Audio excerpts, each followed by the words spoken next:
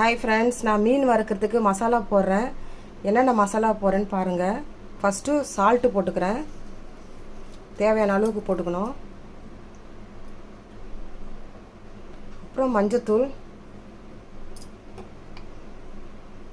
Plain chilli தூள் கொஞ்சம். Plain சில்லினாலும் okay, Kashmir சில்லினாலும் okay தான்.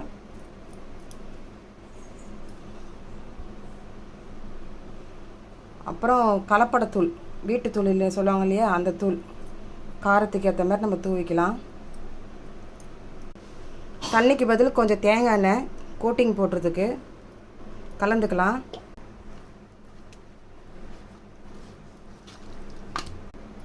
மசாலா போட்டு கலந்தாச்சு ஃப்ரெண்ட்ஸ். பாருங்கள், வேறு எந்த கடைத்தூளும் போடாதீங்க, அதெல்லாம் போட்டால் அந்தளவுக்கு டேஸ்ட் இருக்காது, அடி பிடிக்கும்.